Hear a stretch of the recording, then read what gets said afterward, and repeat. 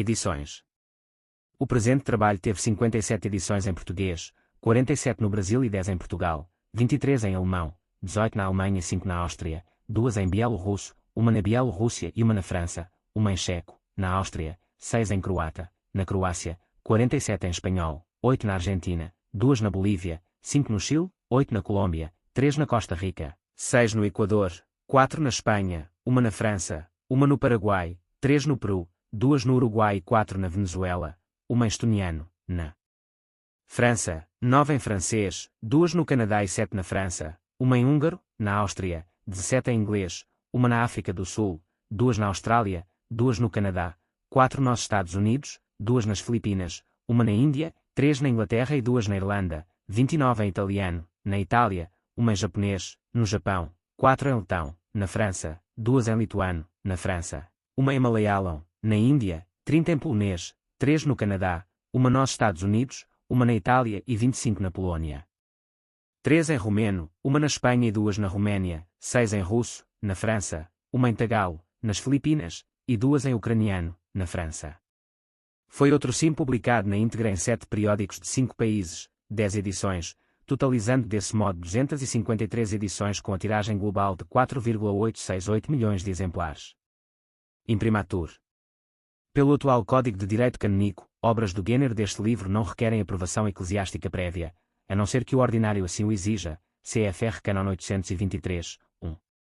Contudo, no Brasil, além da aprovação eclesiástica quando de sua publicação em Catolicismo, no 197, maio de 1967 e no 295, julho de 1975, o presente livro obteve a aprovação de D. Geraldo Maria de Moraes Penido, arcebispo de Aparecida, 18 de abril de 95, em Portugal. O imprimatur do arcebispado de Braga, 5 de fevereiro de 90, nas Filipinas, o imprimatur do cardeal Ricardo J. Vidal, arcebispo de Cebu, 24 de abril de 92, na Lituânia, o imprimatur do bispo auxiliar de Kaunas, D. Sigitas Tancvicius, 21 de dezembro de 92, na Espanha, o imprimatur do provigário-geral de Madrid, Monsenhor Joaquim Iniesta, 17 de março de 94, na Ucrânia, o imprimatur do cardeal Miroslav Ivan Lubashivsky, arcebispo-mor de Lviv dos ucranianos, 27 de março de 95, na Letonia, o imprimatur de Dejanis Pujats, arcebispo de Riga, 1996, na Hungria, o imprimatur do cardeal Peter Erdo, arcebispo de Esztergom da Peste,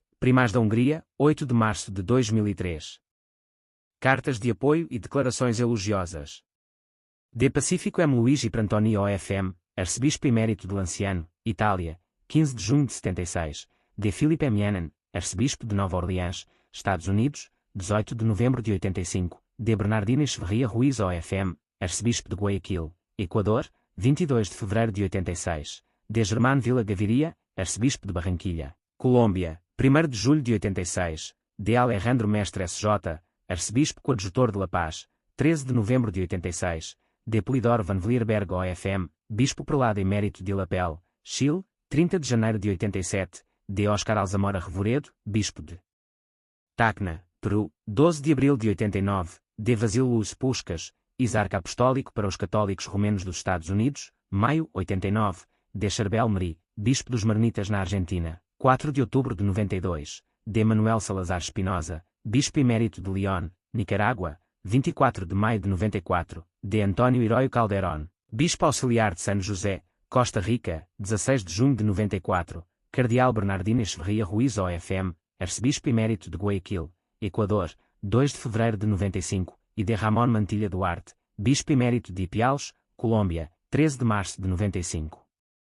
Ademais, enviaram expressivas cartas de louvor e apoio à campanha de difusão deste livro o cardeal Silvio Odi, prefeito emérito da Congregação para o Clero, da Santa Sé, o cardeal Vincentas Slepkvicius, arcebispo de Kaunas, Lituânia, o cardeal Kazimierz Swiatek, arcebispo de Minsk, Bielorrússia, de Josefus Maitis MJC, bispo de Vilkaviskis, Lituânia, de Custódio Alvim Pereira, arcebispo emérito de Lourenço Marques, Moçambique, e o P. Vassil Mendrum, provincial dos Padres Basilianos. Para a Ucrânia. Prefácio. Fátima 90 anos. Atualidade da mensagem. Para o século XXI. A comemoração, neste ano de 2007, dos 90 anos das aparições de Nossa Senhora em Fátima, cerca de um aspecto festivo muito legítimo, em vista do bem que acarretaram para a humanidade do século passado. Mas, o que essas aparições significam para o mundo do novo milénio? Que sentido tem propor uma mensagem, dada por Nossa Senhora no início do século XX, como solução para os problemas do século XXI? A pergunta faz sentido, tanto mais quanto algumas personalidades de relevo no cenário católico mundial opinaram que, com a revelação da terceira parte do segredo, no ano 2000, se colocava um ponto final na mensagem de Fátima, toda ela, diziam, explicativa do século que acabava de se encerrar. O século XXI se abriria diante de novas perspectivas, não contempladas, segundo tais pronunciamentos, nas célebres revelações de 1917. O presente livro tem por objetivo precisamente mostrar que a história de Fátima não se encerrou com a divulgação, em 2000, da parte até então remanescente do segredo, nem com o falecimento da principal vidente, a irmã Lúcia, em fevereiro de 2005. Uma análise cuidadosa e isenta da mensagem de Fátima mostra que ela traça rumos para a humanidade de nossos dias, a qual evidentemente não passou a ser outra diferente, com a virada do calendário gregoriano, em 31 de dezembro de 2000. É a mesma humanidade que continua com suas qualidades e seus defeitos, seus problemas e dificuldades, cuja etiologia deita raízes nas décadas passadas, e até mesmo, em seus lineamentos mais profundos, nos séculos anteriores. Foi o que mostrou o célebre pensador e homem de ação brasileiro, professor Plínio Corrêa de Oliveira, no luminoso tratado que consagrou ao tema Revolução e Contra-Revolução. Nessa obra, o grande líder católico de projeção mundial descreve o processo revolucionário pelo qual a humanidade foi se distanciando progressivamente de Deus e construindo uma sociedade igualitária, desacralizada, laicista e ateia, em oposição aos princípios do Evangelho de Nosso Senhor Jesus Cristo e da Igreja, una, santa, católica e apostólica, por ele fundada. Ora, em Fátima Nossa Senhora anunciou precisamente o desfecho desse embate multissecular entre as hostes do bem e as forças do mal, embate esse que obviamente ainda não terminou, mas se prolonga século XXI adentro. À medida que o tempo se desenrola, o desfecho vai ficando naturalmente mais próximo, se bem que não devemos pensar que a cronologia de Deus coincida com a cronologia dos homens. Ninguém, portanto, pode saber quando se dará o misterioso hoje, odi, fixado por Deus, do qual fala São Paulo, na Epístola aos Hebreus, aetrum terminat, Deus, die enkendam, odi, Heb 4, 7 cara triste. Deus fixa de novo um dia, hoje, dizendo por meio de Davi, tanto tempo depois. Se hoje ouvirdes a sua voz, não endureçais os vossos corações. Por analogia, podemos aplicar essa exortação também ao dia do cumprimento da esplendorosa promessa que Nossa Senhora anunciou em Fátima: por fim, o meu imaculado coração triunfará. Nesse dia, para que as graças difundidas pelo Espírito Santo por toda a humanidade não sejam vãs para nenhum de nós, não endureçamos os nossos corações. É na expectativa das graças desse grandioso que damos a público este volume comemorativo dos 90 anos das aparições de Nossa Senhora em Fátima, certos de que ele contribuirá para encorajar os fiéis católicos neste borrascoso início de novo século e milénio. Introdução. As aparições e a mensagem de Fátima. Nos livros que tratam dos acontecimentos de Fátima, a descrição das aparições e os colóquios de Nossa Senhora com os videntes aparecem incertos numa sequência de fatos que englobam as repercussões locais que as aparições provocaram, os interrogatórios dos videntes e das testemunhas, as curas e conversões extraordinárias que se seguiram, os pormenores tão atraentes da ascensão espiritual das privilegiadas crianças, e numerosos episódios conexos. Nada mais lógico e compreensível, por certo. Lidos os livros, porém, surge em muitos espíritos o desejo de dispor de um texto que lhes facilite deter-se mais especialmente sobre o conteúdo mesmo das aparições, no empenho de penetrar sempre mais o sentido da mensagem que Nossa Senhora veio comunicar aos homens, de modo a poder atender-lhe às prescrições. No intuito de satisfazer a esse anelo tão legítimo, compusemos um relato circunscrito ao que se passou entre a Virgem, o anjo de Portugal, e os videntes, isto é, um relato no qual todos os outros fatos, edificantes ou pitorescos, que entremeiam a história de Fátima, foram deixados de lado com vistas a fixar a atenção sobre o essencial. A relação das manifestações do anjo em 1916 e de Nossa Senhora em 1917 segue-se das revelações particulares recebidas por um ou outro dos videntes isoladamente, em especial as da irmã Lúcia.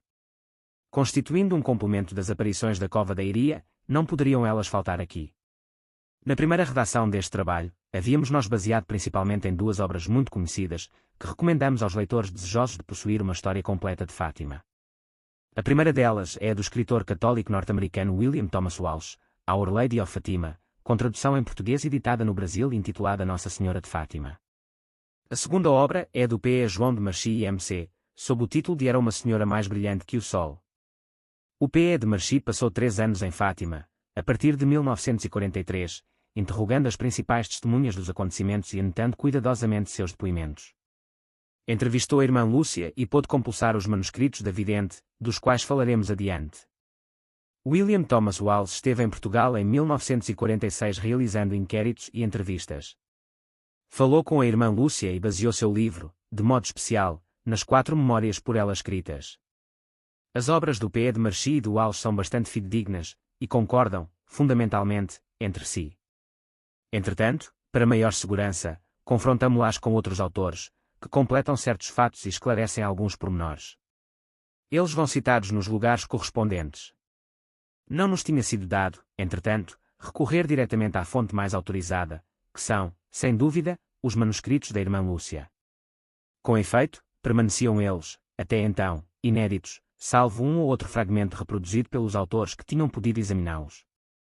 Por ocasião do 50º das aparições, quando este nosso trabalho foi publicado pela primeira vez, formulamos o voto de que fosse dado a o texto integral desses preciosos manuscritos, para a edificação de todos os devotos de Nossa Senhora de Fátima. Registramos com alegria que tal voto foi felizmente realizado. Com efeito, em 1973 foram por fim publicadas as Memórias e Cartas da Irmã Lúcia, pelo P. Dr. António Maria Martins S.J., ver obras citadas no fim do volume. A bem cuidada edição traz o facsímile dos manuscritos da Irmã Lúcia e, lado a lado, o seu texto composto em caracteres tipográficos, com as correspondentes traduções para o francês e o inglês. Em outra edição da mesma obra aparecem as traduções para o italiano e o espanhol. Na mesma ocasião exprimíamos igualmente o desejo de que fosse feita, no futuro, uma edição crítica completa, contendo além das memórias e cartas já publicadas, os interrogatórios vários a que a irmã Lúcia foi submetida, as diversas peças do processo canônico e toda a correspondência da vidente que se conseguisse reunir. A importância do assunto Fátima certamente comportava que se fizesse tão meritório esforço. Também este voto veio sendo paulatinamente realizado. Com excelente aparato crítico, o Santuário de Fátima já publicou 4 volumes, ao todo, 6 tomos, da coletânea Documentação Crítica de Fátima. O primeiro volume, editado em 1992, contém substancialmente os interrogatórios feitos aos videntes ao tempo das aparições, dentre os quais cumpre destacar os do Parco de Fátima, P. Emanuel Marques Ferreira, e os do conego Dr. Manuel Nunes Formigão, da Sé Patriarcal de Lisboa, que depois publicou diversos livros sobre o assunto, sob o pseudonimo de Visconde de Montelo, bem como o Processo Paroquial de Fátima, que se estendeu até 1919. O segundo volume, editado em 1999, é consagrado ao processo canônico diocesano. Este, que se prolongou por 8 anos, de 1922 a 1930, durante os quais a irmã Lúcia foi interrogada várias vezes, concluiu favoravelmente as aparições. O bispo de Leiria, D. José Alves Correia da Silva, em carta pastoral do dia 13 de outubro de 1930, assim se expressa.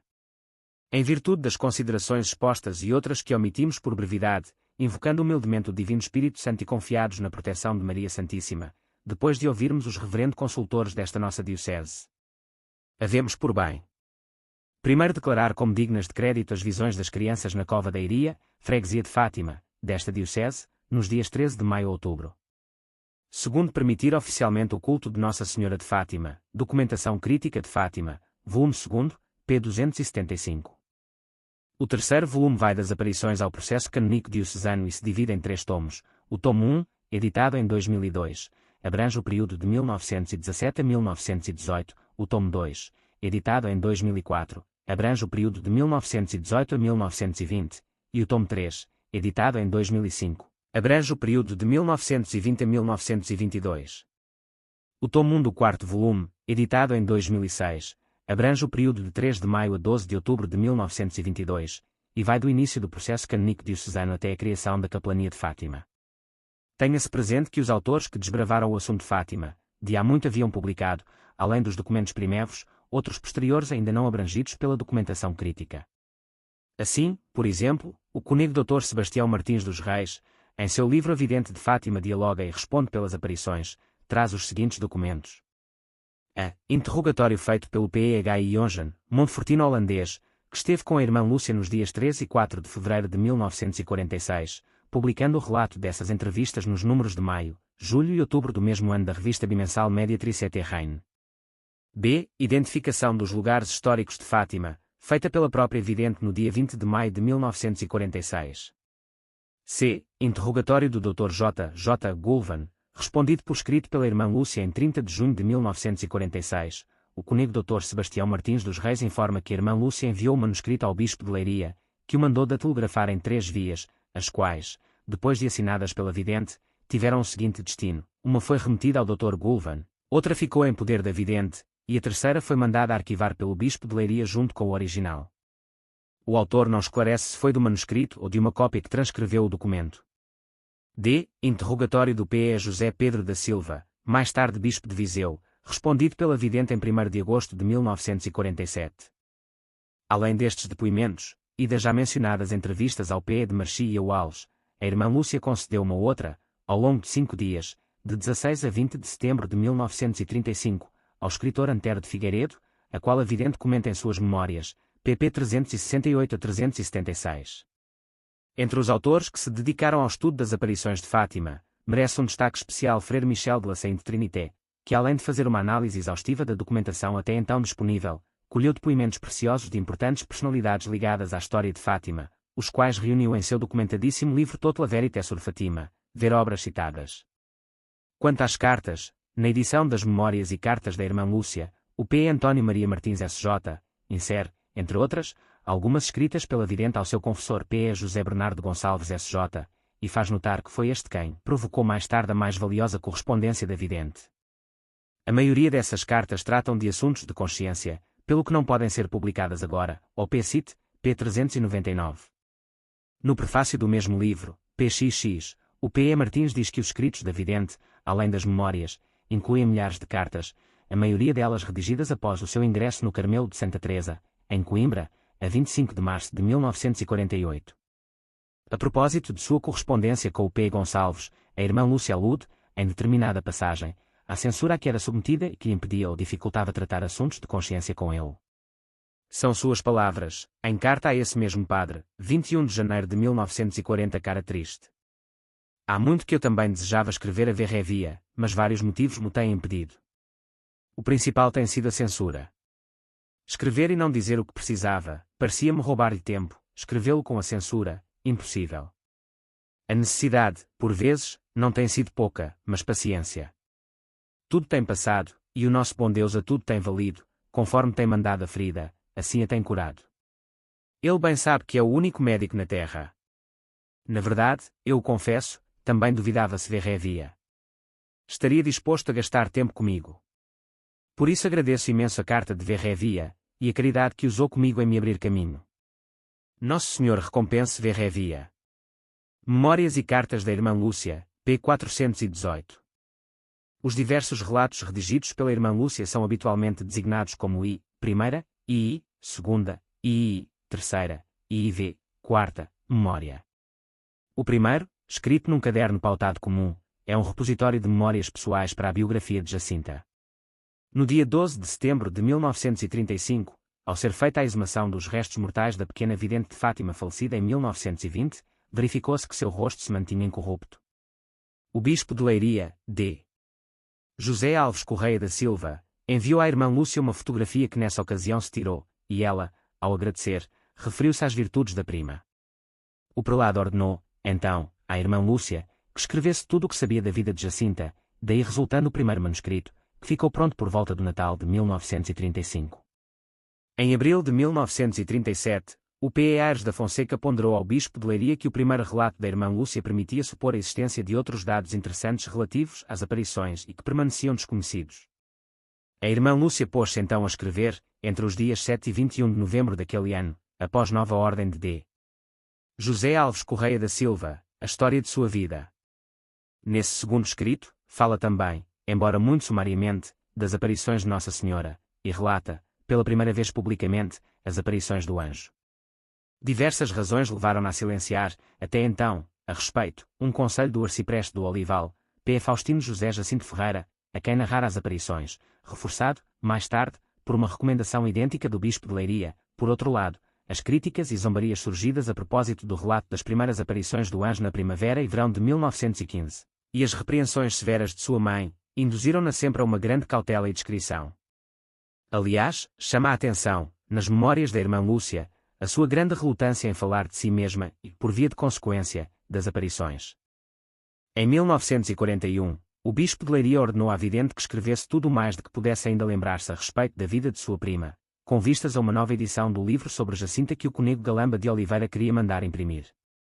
Esta ordem, escreve a irmã Lúcia, caiu-me no fundo da alma como um raio de luz, dizendo-me que era chegado o momento de revelar as 2 primeiras partes do segredo, Memórias e Cartas da irmã Lúcia, p. 444. Assim, a irmã Lúcia inicia o seu 3º manuscrito revelando as 2 primeiras partes do segredo de Fátima. Em seguida, registra as impressões que elas causaram sobre o espírito de Jacinta. O relato é datado de 31 de agosto de 1941. Surpreendido com tais revelações, o Conego Galamba de Oliveira concluiu que a irmã Lúcia não havia dito tudo nos documentos anteriores, e instou o bispo de Leiria a que lhe ordenasse escrever um histórico completo das aparições. Mande-lhe, senhor bispo, que escreva tudo. Mas tudo. Que é de dar muitas voltas no purgatório por ter calado tanta coisa. A irmã Lúcia se desculpa dizendo que agiu sempre por obediência. O Conego Galamba insiste com o bispo que lhe ordene que diga tudo, que não oculte nada, com o que aludia, ao que parece, também à 3ª parte do segredo. O bispo, entretanto, prefere não se envolver, isso não mando. Em assuntos de segredos não me meto. E ordena simplesmente, à vidente, que faça uma narração completa das aparições, CFRIV Memória, pp 314, 316, os destaques em mais colação da própria irmã Lúcia.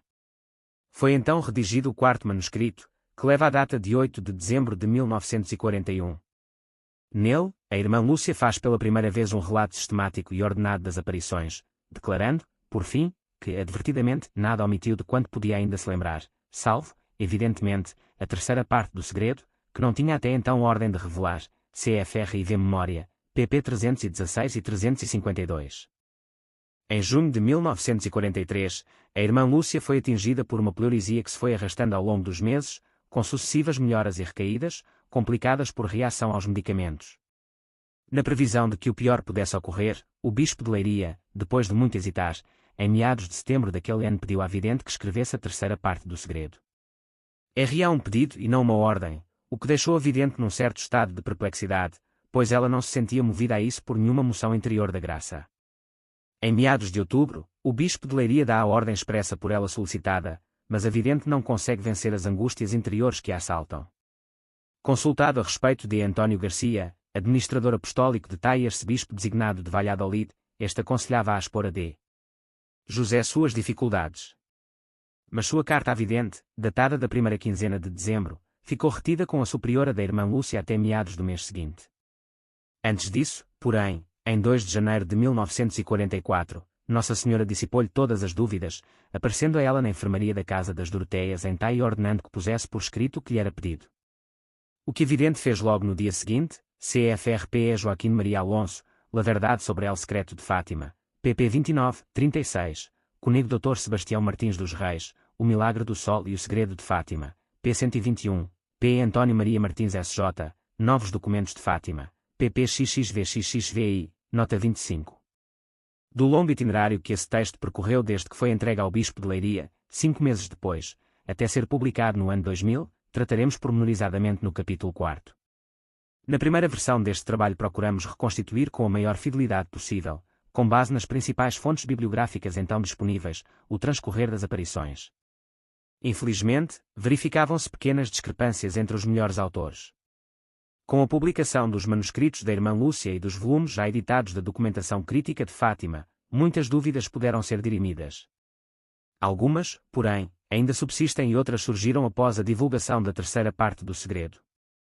Por essa razão, em 2001 nos dirigimos respeitosamente à autoridade competente para que as apresentasse à vidente ainda viva, a fim de que ela mesma, na medida do possível, as viesse a esclarecer. Pormenores do assunto serão expostos adiante, quando analisarmos o contexto em que se insere o 3º segredo, CFR capítulo 2, 3ª aparição. Assim, para satisfazer o desejo dos leitores de uma maior autenticidade quanto ao conteúdo da mensagem de Fátima, à medida que a documentação nova ia sendo publicada e novos acontecimentos ligados a Fátima iam ocorrendo, fomos introduzindo, nas sucessivas edições deste trabalho, as precisões e modificações necessárias para mantê-lo sempre atualizado.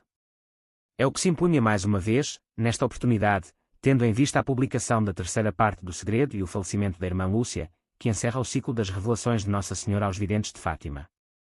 Não encerra, porém, como é óbvio, a sua história e o cumprimento das profecias ali feitas, cujo desfecho, ao mesmo tempo grandiosamente trágico e cheio de perspectivas luminosas para a humanidade em geral e para a Santa Igreja em particular, ainda está para ocorrer. Desta maneira, oferecendo agora ao público o presente trabalho consideravelmente ampliado, almejamos contribuir para que a mensagem de Nossa Senhora de Fátima seja cada vez mais conhecida, amada e acatada. Capítulo 1. Aparições do Anjo de Portugal. Antes das aparições de Nossa Senhora, Lúcia, Francisco e Jacinta, Lúcia de Jesus dos Santos, e seus primos Francisco e Jacinta Marto, todos residentes na aldeia de Aljustrel, freguesia de Fátima, tiveram 3 visões do Anjo de Portugal, ou da Paz. Primeira aparição do Anjo. A primeira aparição do Anjo deu-se na primavera ou no verão de 1916, numa loca, ou gruta, do Outeiro do Cabeço, perto de Aljustrel, e desenrolou-se da seguinte maneira, conforme narra a irmã Lúcia. Alguns momentos havia que jogávamos, e eis que um vento forte sacode as árvores e faz-nos levantar a vista para ver o que se passava, pois o dia estava sereno.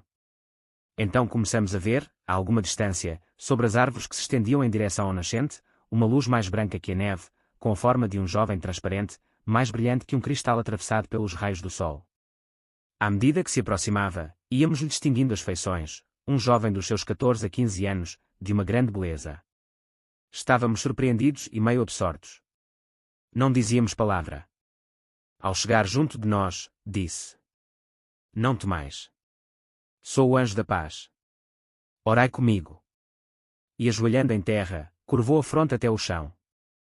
Levados por um movimento sobrenatural, imitamo-lo e repetimos as palavras que lhe ouvimos pronunciar. Meu Deus! Eu creio, adoro, espero e amo-vos. Peço-vos perdão para os que não creem, não adoram, não esperam e vos não amam. Depois de repetir isto 3 vezes, ergueu-se e disse: Orai assim. Os corações de Jesus e Maria estão atentos à voz das vossas súplicas. E desapareceu. A atmosfera do sobrenatural, que nos envolveu, era tão intensa, que quase não nos dávamos conta da própria existência, por um grande espaço de tempo, permanecendo na posição em que nos tinha deixado, repetindo sempre a mesma oração. A presença de Deus sentia-se tão intensa e íntima, que nem mesmo entre nós nos atrevíamos a falar. No dia seguinte, sentíamos o espírito ainda envolvido por essa atmosfera, que só muito lentamente foi desaparecendo. Nesta aparição, nenhum pensou em falar, nem em recomendar o segredo. Ela de si o impôs. Era tão íntima, que não era fácil pronunciar sobre ela a menor palavra. Fez-nos talvez também maior impressão, por ser a primeira a si manifesta. CFR I Memória, pp 114, 116, IV Memória, pp 318, 320, de Marchi, pp 51, 52, Walsh, pp 39, 40, Aires da Fonseca, p 121, Galamba de Oliveira, pp 52, 57. Segunda aparição do Anjo. A segunda aparição deu-se no verão de 1916, sobre o poço da casa dos pais de Lúcia, junto ao qual as crianças brincavam. Assim narra a irmã Lúcia o que o anjo lhes disse, a ela e aos primos, então. Que fazeis? Orai. Orai muito. Os corações santíssimos de Jesus e Maria têm sobre vós desígnios de misericórdia.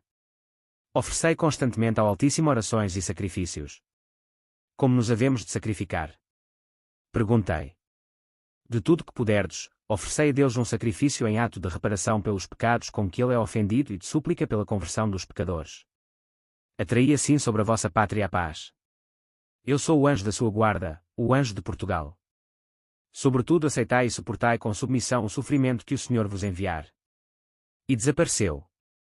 Estas palavras do anjo gravaram-se em nosso espírito, como uma luz que nos fazia compreender quem era Deus, como nos amava e queria ser amado, o valor do sacrifício, e como Ele lhe era agradável, como, por atenção a Ele, convertia os pecadores. CFR I Memória, p 116, IV Memória, pp 320, 322, de Marchi, p 53, Walsh, p 42, Aires da Fonseca, pp 121, 122, Galamba de Oliveira, pp 57, 58. Terceira aparição do anjo. A terceira aparição ocorreu no fim do verão ou princípio do outono de 1916, novamente na Loca do Cabeço, e decorreu da seguinte forma, sempre de acordo com a descrição da irmã Lúcia. Logo que aí chegamos, de joelhos, com os rostos em terra, começamos a repetir a oração do anjo, meu Deus. Eu creio, adoro, espero e amo-vos, etc. Não sei quantas vezes tínhamos repetido esta oração, quando vemos que sobre nós brilha uma luz desconhecida. Erguemo-nos para ver o que se passava, e vemos o anjo trazendo na mão esquerda um cálice e suspensa sobre ele uma hóstia, da qual caíam dentro do cálice algumas gotas de sangue. Deixando o cálice e a hóstia suspensos no ar, prostrou-se em terra junto de nós e repetiu 3 vezes a oração. Santíssima Trindade, Padre, Filho, Espírito Santo, adoro-vos profundamente e ofereço-vos o preciosíssimo corpo, sangue, alma e divindade de Jesus Cristo, presente em todos os sacrários da terra, em reparação dos ultrajes, sacrilégios e indiferenças com que ele mesmo é ofendido. E pelos méritos infinitos do seu Santíssimo Coração e do Coração Imaculado de Maria, peço-vos a conversão dos pobres pecadores. Depois, levantando-se, tomou de novo na mão o cálice e a hóstia, e deu uma hóstia a mim e o que continha o cálice deu a beber à Jacinta e ao Francisco, dizendo ao mesmo tempo: Tomai e bebei o corpo e o sangue de Jesus Cristo horrivelmente ultrajado pelos homens ingratos. Reparai os seus crimes e consolai o vosso Deus. De novo se prostrou em terra e repetiu conosco mais 3 vezes a mesma oração, Santíssima Trindade, etc., e desapareceu. Levados pela força do sobrenatural, que nos envolvia, imitávamos o anjo em tudo, isto é, prostrando-nos como ele e repetindo as orações que ele dizia. A força da presença de Deus era tão intensa, que nos absorvia e aniquilava quase por completo. Parecia privar-nos até do uso dos sentidos corporais por um grande espaço de tempo. Nesses dias fazíamos as ações materiais como que levados por esse mesmo ser sobrenatural que a isso nos impelia. A paz e a felicidade que sentíamos era grande, mas só íntima, completamente concentrada a alma em Deus. O abatimento físico que nos prostrava também era grande. Não sei porque, as aparições de Nossa Senhora produziam em nós efeitos bem diferentes. A mesma alegria íntima, a mesma paz e felicidade. Mas, em vez desse abatimento físico, uma certa agilidade expansiva, em vez desse aniquilamento na divina presença, um exultar de alegria, em vez dessa dificuldade no falar, um certo entusiasmo comunicativo. Mas, apesar destes sentimentos, sentia a inspiração para calar, sobretudo algumas coisas. Nos interrogatórios, sentia a inspiração íntima que me indicava as respostas que, sem faltar à verdade, não descobrissem o que devia por então ocultar. CFR I Memória, P 118, IV Memória, PP 322, 326, de Marchi, PP 54, 55, Walsh PP 43, 44, Aires da Fonseca, PP 122, 123, Galamba de Oliveira, PP 58, 59. As aparições do anjo, em 1916, foram precedidas por 3 outras visões, de abril a outubro de 1915, nas quais Lúcia e outras 3 pastorinhas, Maria Rosa Matias, Teresa Matias e Maria Justino, viram, também no outeiro do Cabeço, suspensa no ar sobre o arvoredo do Val, uma como que nuvem mais branca que a neve, algo transparente, com forma humana. Era uma figura como se fosse uma estátua de neve, que os raios do sol tornavam algo transparente. A descrição é da própria irmã Lúcia, CFRI Memória, P 110, IV Memória, PP 316 e 318, de Marchi, PP 50, 51, Walsh, PP 27, 28, Aires da Fonseca, P 119, Galamba de Oliveira, P 51. Capítulo 2. Aparições da Santíssima Virgem. Quando das aparições de Nossa Senhora, Lúcia de Jesus dos Santos, Francisco e Jacinta Marto tinham 10, 9 e 7 anos de idade, respectivamente, tendo nascido em 22 de março de 1907, 11 de junho de 1908 e 11 de março de 1910. As 3 crianças moravam, como dissemos, em Aljustrel, lugarejo da freguesia de Fátima. As aparições se deram numa pequena propriedade dos pais de Lúcia, chamada Cova da Iria, a 2,5 km de Fátima, pela estrada de Leiria. Nossa Senhora aparecia sobre uma azinheira, ou carrasqueira, de 1 metro ou pouco mais de altura. Francisco apenas via Nossa Senhora, e não a ouvia. Jacinta via e ouvia. Lúcia via, ouvia, e falava com a Santíssima Virgem. As aparições ocorriam por volta do meio-dia. Contraste entre as aparições do anjo e as de Nossa Senhora. Respondendo a uma pergunta do Walsh, na entrevista que ele concedeu, sobre se, ao relatar as palavras do anjo e de Nossa Senhora, repetir as palavras exatas que ouvira, ou apenas der ao sentido geral, a irmã Lúcia declarou: as palavras do anjo tinham uma propriedade intensa e dominadora, uma realidade sobrenatural, de modo que não podiam ser esquecidas. Pareciam gravar-se exata e indelevelmente na minha memória. Com as palavras de Nossa Senhora era diferente. Eu não podia estar segura de que cada palavra era exata. Foi antes o sentido que eu aprendi, e pus em palavras o que entendi. Não é fácil explicar isso, Walsh, Eda em inglês, p. 224. Não obstante essa dificuldade, de traduzir em palavras humanas o que ouvira de Nossa Senhora, como é comum em certos fenômenos místicos, a irmã Lúcia sempre pôs, entretanto, todo o empenho em reproduzir palavra por palavra o que a Santíssima Virgem lhe comunicou. Isto se torna claro no interrogatório a que a submeteu o P. Ionjan, e que a seguir reproduzimos. Quis limitar-se, pergunta o P. Ionjan, revelando o segredo, a dar a significação do que a Santa Virgem lhe disse, ou citou as suas palavras literalmente. Quando falo das aparições limito-me à significação das palavras, quando escrevo, faço diligência, ao contrário, de citar literalmente. Eu quis, portanto, escrever o segredo palavra por palavra. Está certa de ter conservado tudo na memória? Penso que sim. As palavras do segredo foram portanto reveladas pela ordem em que lhe foram comunicadas. Sim, de Marchi, pp 308, 309. Primeira aparição, 13 de maio de 1917. Brincavam os três videntes na cova da Iria quando observaram dois clarões como de relâmpagos, após os quais viram a Mãe de Deus sobre a azinheira. Era uma senhora vestida toda de branco, mais brilhante que o sol, espargindo luz mais clara e intensa que um copo de cristal cheio de água cristalina, atravessado pelos raios do sol mais ardente, descreve Lúcia. Sua face, indescritivelmente bela, não era nem triste, nem alegre, mas séria, com ar de suave censura. As mãos juntas, como a rezar, apoiadas no peito e voltadas para cima. Da mão direita pendia um rosário. As vestes pareciam feitas só de luz. A túnica era branca, e branco o manto, orlado de ouro, que cobria a cabeça da Virgem e descia aos pés. Não se lhe viam os cabelos e as orelhas.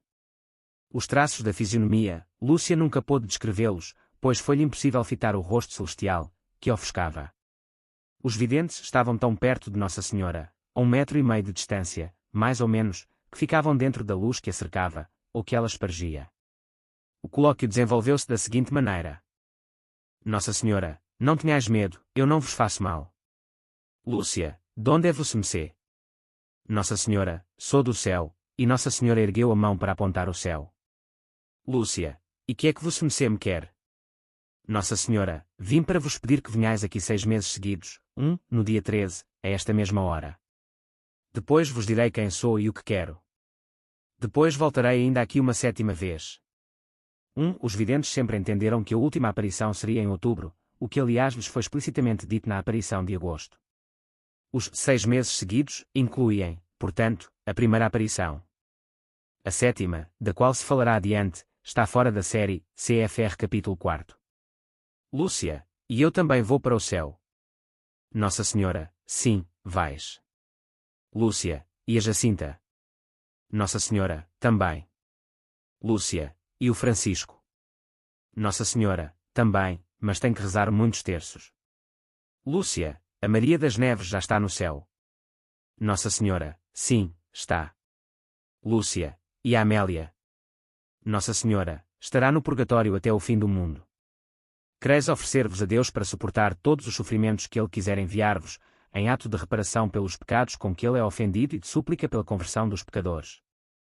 Lúcia, sim, queremos. Nossa Senhora, ides, pois, ter muito que sofrer, mas a graça de Deus será o vosso conforto. Foi ao pronunciar estas últimas palavras, a graça de Deus, etc., que abriu pela primeira vez as mãos comunicando-nos, é a irmã Lúcia quem escreve, uma luz tão intensa, como que reflexo que delas expedia, que penetrando-nos no peito e no mais íntimo da alma, fazia-nos ver a nós mesmos em Deus, que era essa luz mais claramente do que nos vemos no melhor dos espelhos. Então, por um impulso íntimo também comunicado, caímos de joelhos e repetimos intimamente, ó Santíssima Trindade, eu vos adoro. Meu Deus, eu vos amo no Santíssimo Sacramento. Passados os primeiros momentos, Nossa Senhora acrescentou. Rezem o terço todos os dias para alcançarem a paz para o mundo e o fim da guerra. Em seguida, descreve a irmã Lúcia, começou a elevar-se serenamente, subindo em direção ao nascente, até desaparecer na imensidade da distância. A luz que a circundava ia como que abrindo um caminho no cerrado dos astros. CFR I Memória, P 126, IV Memória, PP 330, 336, de Marchi, PP 58, 60, Walsh, PP 52, 53, Aires da Fonseca, PP 23, 26, Galamba de Oliveira, PP 63, 64. Segunda aparição, 13 de junho de 1917. Antes da segunda aparição, os videntes notaram novamente um clarão, a que chamavam relâmpago, mas que não era propriamente tal, e sim o reflexo de uma luz que se aproximava. Alguns dos espectadores, que em número de aproximadamente 50 tinham acorrido ao local, notaram que a luz do sol se obscureceu durante os minutos que se seguiram ao início do colóquio. Outros disseram que o topo da azinheira, coberto de brotos, pareceu curvar-se como sob um peso, um momento antes de Lúcia falar. Durante o colóquio de Nossa Senhora com os videntes, alguns ouviram um sussurro como se fosse o zumbido de uma abelha. Lúcia, vos-me sei que me quer. Nossa Senhora, quero que venhais aqui no dia 13 do mês que vem, que rezeis o terço todos os dias, e que aprendais a ler. 2. Depois direi o que quero. 2. Sempre se entendeu que a ordem de aprender a ler era apenas para Lúcia, uma vez que os outros videntes iriam ser levados em breve para o céu, conforme promessa de Nossa Senhora nesta mesma aparição. Entretanto, a irmã Lúcia escreve no plural, e que aprendam a ler, cometendo, aliás, um pequeno lapso de redação, pois passa da segunda para a terceira pessoa do plural, na mesma frase. Lúcia pediu a cura de uma pessoa doente. Nossa Senhora, se converter, curar-se-á durante o ano. Lúcia, queria pedir-lhe para nos levar para o céu. Nossa Senhora, sim, a Jacinta e ao Francisco levo-os em breve. Mas tu ficas cá mais algum tempo. Jesus quer servir-se de ti para me fazer conhecer e amar. Ele quer estabelecer no mundo a devoção ao meu imaculado coração. A quem abraçar, prometo a salvação, e serão queridas de Deus estas almas, como flores postas por mim a adornar o seu trono. Lúcia, fico cá sozinha. Nossa Senhora, não, filha. E tu sofres muito. Não desanimes. Eu nunca te deixarei. O meu imaculado coração será o teu refúgio e o caminho que te conduzirá até Deus. Foi no momento que disse estas últimas palavras, conta a irmã Lúcia, que abriu as mãos e nos comunicou pela segunda vez o reflexo dessa luz imensa. Nela nos víamos como que submergidos em Deus. A Jacinta e o Francisco pareciam estar na parte dessa luz que se elevava para o céu e eu na que se espargia sobre a terra. À frente da palma da mão direita de Nossa Senhora estava um coração cercado de espinhos que pareciam estar nele cravados. Compreendemos que era o Imaculado Coração de Maria, ultrajado pelos pecados da humanidade, que queria reparação. 3. Os videntes guardaram a mais estrita reserva sobre o que lhes foi dito na aparição do mês de junho, acerca da devoção ao Imaculado Coração de Maria, chegando mesmo a declarar que Nossa Senhora lhes tinha revelado um segredo, o chamado Segredo de Junho. Em suas memórias, a irmã Lúcia explica que a Santíssima Virgem não lhes pediu propriamente segredo sobre esse ponto. Mas sentíamos que Deus a isso nos movia, acrescentou a vidente, e vê memória, p. 336. Quando se desvaneceu esta visão, a Senhora, envolta ainda na luz que dela irradiava, elevou-se da arvorezinha sem esforço, suavemente, na direção do leste, até desaparecer de todo. Algumas pessoas mais próximas notaram que os brotos do topo da azinheira estavam tombados na mesma direção, como se as vestes da Senhora os tivessem arrastado. Só algumas horas mais tarde retomaram a posição natural.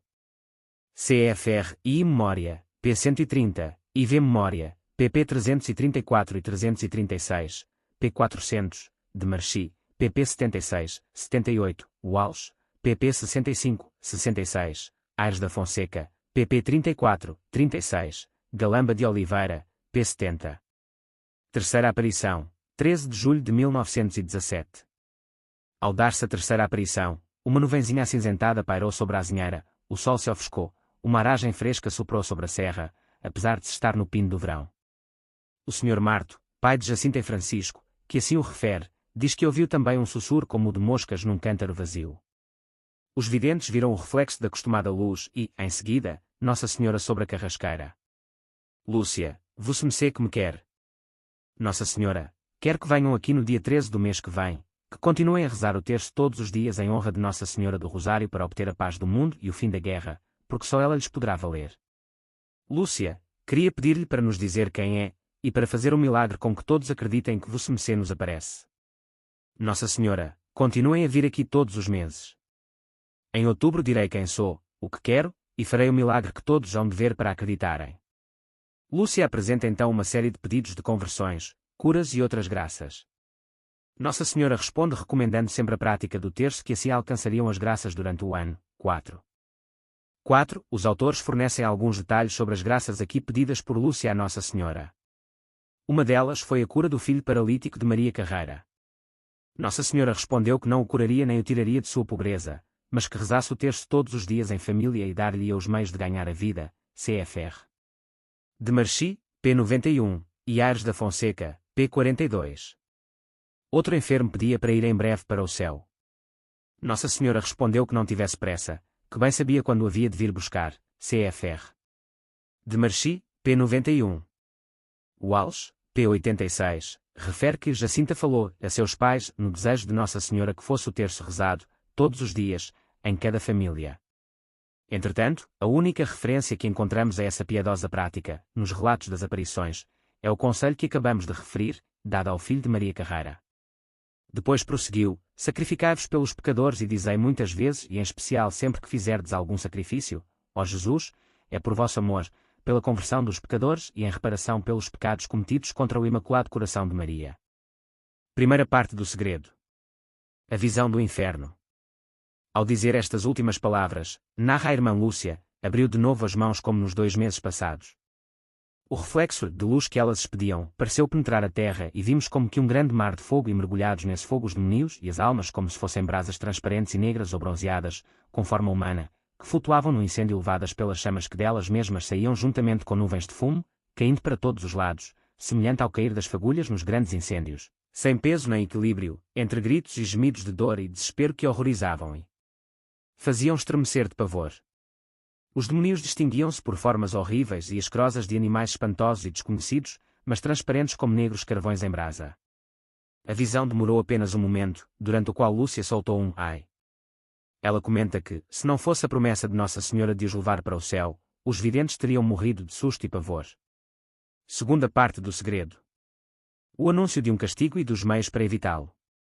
Assustados, pois, e como que a pedir socorro, os videntes levantaram os olhos para Nossa Senhora, que lhes disse com bondade e tristeza: Nossa Senhora, vistes o inferno, para onde vão as almas dos pobres pecadores? Para as salvar, Deus quer estabelecer no mundo a devoção ao meu Imaculado Coração. Se fizerem o que eu vos disser, salvar-se-ão muitas almas e terão paz. A guerra vai acabar, mas se não deixarem de ofender a Deus, no reinado de Pio XI começará outra pior. 5. Quando virdes uma noite alumiada por uma luz desconhecida, sabei que é o grande sinal, por meio da guerra, da fome e de perseguições à Igreja e ao Santo Padre. 5. Nas declarações prestadas em fevereiro de 1946 ao Montefortino holandês P. Jongen, a irmã Lúcia confirmou ter ouvido Nossa Senhora pronunciar o nome de Pio XI, não sabendo, na ocasião, se tratava de um Papa ou de um Rei. Para a irmã Lúcia não representa maior dificuldade o fato de se entender habitualmente que a guerra começou somente sob o pontificado de Pio XII. Observa ela que a anexação da Áustria, e, poderíamos acrescentar, vários outros acontecimentos políticos do fim do reinado de Pio XI, constituem autênticos prologumentos da conflagração, a qual se configuraria inteiramente como tal algum tempo depois, cfr entrevista ao P. Jongen, em de Marchi, p. 309. Para a impedir, virei pedir a consagração da Rússia ao meu Imaculado Coração e a comunhão reparadora nos primeiros sábados. Se atenderem meus pedidos, a Rússia se converterá e terão paz, senão, espalhará seus erros pelo mundo, promovendo guerras e perseguições à Igreja, os bons serão martirizados, o Santo Padre terá muito que sofrer, várias nações serão aniquiladas, por fim, o meu Imaculado Coração triunfará. O Santo Padre consagrar-me à Rússia, que se converterá, e será concedido ao mundo algum tempo de paz. Em Portugal se conservará sempre o dogma da fé, etc. Isto não o digais a ninguém. Ao Francisco, sim, podeis dizê-lo. Comentários. O grande sinal de que Deus vai punir o mundo. Lúcia julgou ver o grande sinal que Deus vos dá de que vai punir o mundo de seus crimes, na luz extraordinária, que os astronômicos tomaram como uma aurora boreal, que iluminou os céus da Europa na noite de 25 para 26 de janeiro de 1938, das 20h45 até 1h15, com breves intermitências. Convencida de que a guerra mundial, que havia de ser horrível, ia de flagrar, redobrou de esforços para obter que se atendesse aos pedidos que, como se verá no capítulo 4, lhe tinham sido comunicados. Escreveu uma carta diretamente ao Papa Pio XI, nesse sentido, cfr.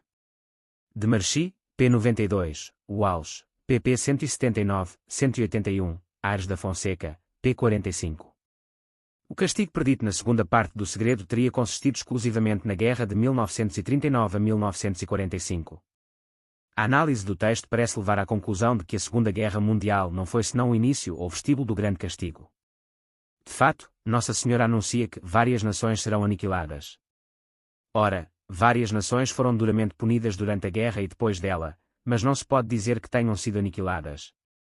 Por outro lado, a irmã Lúcia, em entrevista que concedeu a Walsh, já depois de terminada a conflagração, 15 de julho de 1946, observou: se isto for feito, a consagração da Rússia, ela, a Santíssima Virgem, converterá a Rússia, e haverá paz.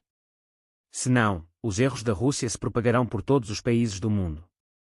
Na sua opinião, perguntou Walsh, isto significa que todos os países, sem exceção, serão conquistados pelo comunismo? Sim, respondeu a vidente. Walsh, é da inglês, p. 226. Ora, a expansão do comunismo e a sua difusão ideológica por todo o mundo começaram mais definidamente com o fim da guerra. E não cessou sequer com a queda do Muro de Berlim, 1989, e o colapso da União Soviética, 1991, pois, metamorfoseado, prossegue sua expansão em diversas partes do mundo, inclusive na católica América Latina. Assim, deve-se pensar que o castigo anunciado pela Mãe de Deus continua em curso. Finalmente, se o castigo já tivesse passado, dever-se-ia também ter cumprido a parte da mensagem que fala da vitória de Maria Santíssima e da instauração do seu reino, claramente indicadas pelas palavras: por fim, o meu imaculado coração triunfará. Ora, isto é justamente o que menos se pode dizer que tenha ocorrido.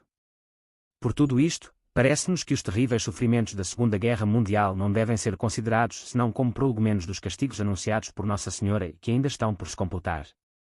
Crise da fé, crise da Igreja.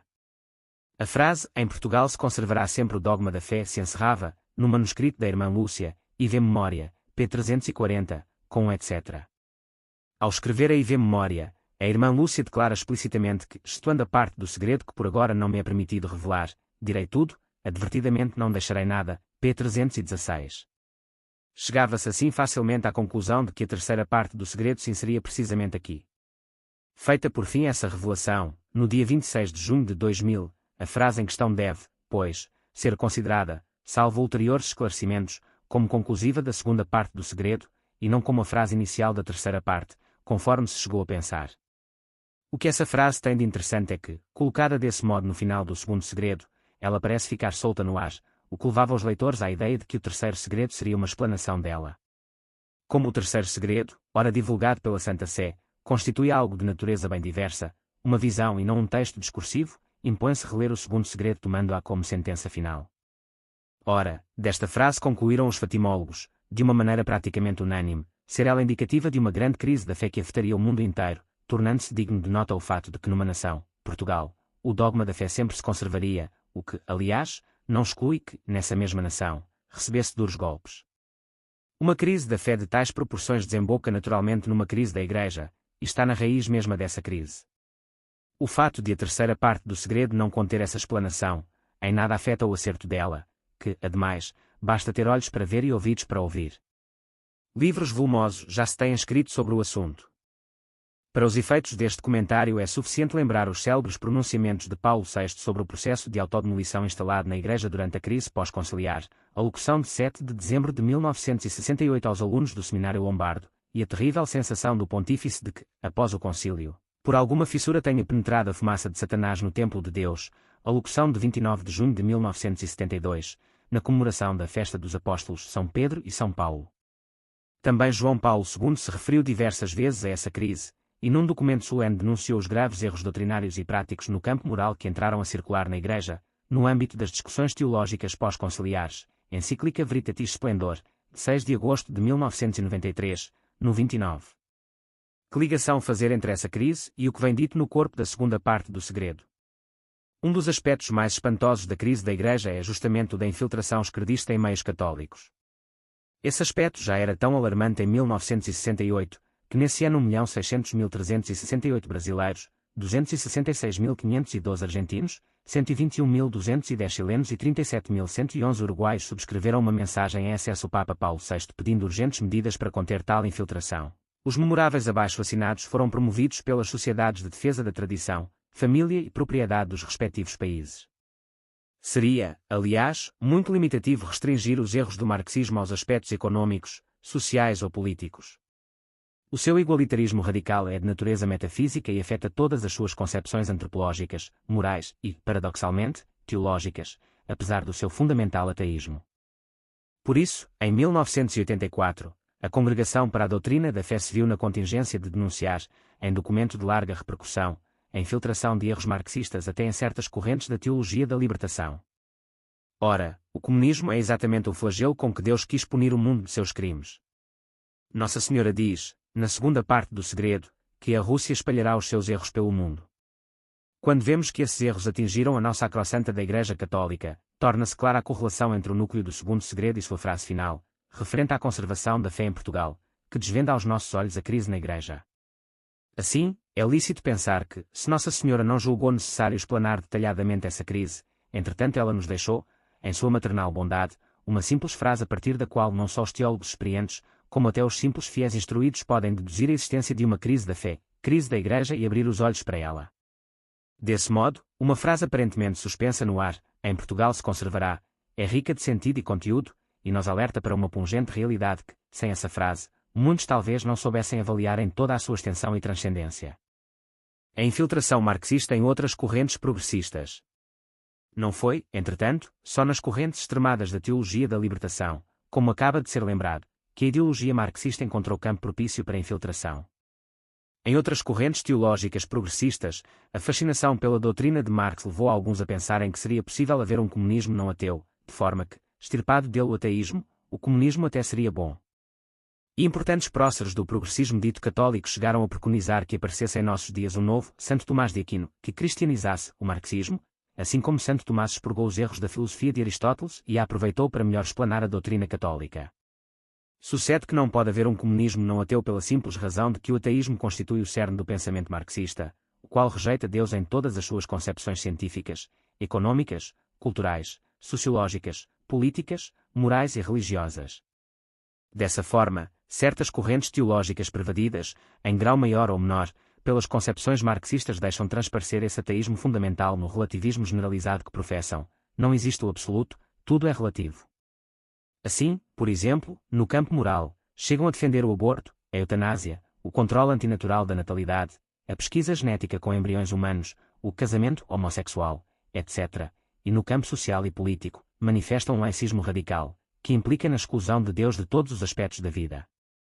Essas opiniões relativistas e secularizadas se refletem inclusive no campo eclesiológico, ao preconizarem a abolição do celibato sacerdotal, a administração dos sacramentos a pessoas divorciadas e recasadas, etc., e até no campo litúrgico, com a realização de cerimonias desacralizadas, em que o senso do mistério e do sagrado está quase que completamente ausente, quando não ausente de todo. Nelas, Deus termina sendo o grande marginalizado. Não admira que essas igrejas, esvaziadas de Deus, se tenham esvaziado também de fiéis. Tais são manifestações evidentes da crise da Igreja, hoje do conhecimento da generalidade dos fiéis. Para essa crise que viria, consequência inevitável da crise na fé, Nossa Senhora discretamente atraiu a atenção na frase final da segunda parte do Segredo de Fátima, CFR comentário anterior sobre crise da fé, crise da Igreja. Ponto de inserção da terceira parte do Segredo. Ao redigir a terceira parte do Segredo, a irmã Lúcia não indicou o ponto exato em que essa parte deveria ser inserida na narração por ela feita da terceira aparição, CFR e de memória, pp 336, 342. O ponto natural de inserção seria no lugar do etc., conforme acabamos de ponderar. Neste caso, o inciso final, isto não o digais a ninguém. Ao Francisco, sim, podeis dizê-lo, se situaria após a visão que constitui o terceiro segredo ora divulgado. Diante desta solução, ponderaram alguns que isso poderia significar não ter sido Francisco favorecido com tal visão. Ora, Francisco nada ouvia, mas via tudo que se passava. Logo, a inserção da terceira parte antes dessa frase deveria ser excluída.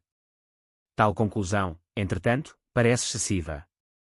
Com efeito, as três partes do segredo, embora distintas, constituem um todo único e harmônico, e assim, a nosso ver, a proibição de divulgá-lo, isto não o digais a ninguém, entraria perfeitamente bem ao seu final.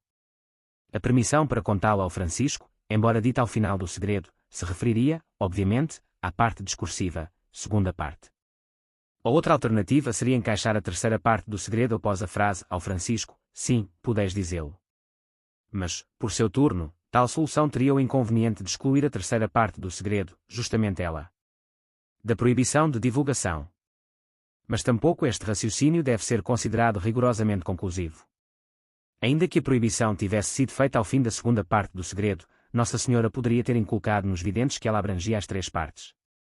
Neste ponto, os videntes eram mais bem reservados, como se viu no chamado Segredo de Junho, a respeito do qual a irmã Lúcia explica terem os videntes guardado silêncio, embora Nossa Senhora não lhes tivesse pedido, porque sentíamos que Deus a isso nos movia, CFR segunda aparição, nota 3. Configura-se desse modo uma situação de impasse entre os estudiosos, que ficam sem saber onde inserir a terceira parte do segredo. Era, portanto, de toda conveniência tentar esclarecer esse importante pormenor junto à própria irmã Lúcia ainda viva. Para esse efeito, o autor do presente trabalho dirigiu-se a Monsenhor Tarcísio Berton, então secretário da Congregação para a Doutrina da Fé, posteriormente arcebispo de Génova e atual secretário de Estado da Santa Sé. A carta foi enviada por correio registrado e deu entrada na referida congregação no dia 17 de outubro de 2001. Nessa carta, fazíamos notar que a falta desse esclarecimento deixava uma lacuna na narração sequencial do segredo de Fátima feita pela vidente, o que deixava embaraçados os estudiosos do assunto, como acabamos de descrever. Com a agravante de que, não sabendo onde encaixar o terceiro segredo, não faltou quem quisesse atribuir arbitrariamente essa lacuna ao próprio texto divulgado pela Santa Sé, o qual, portanto, não estaria completo.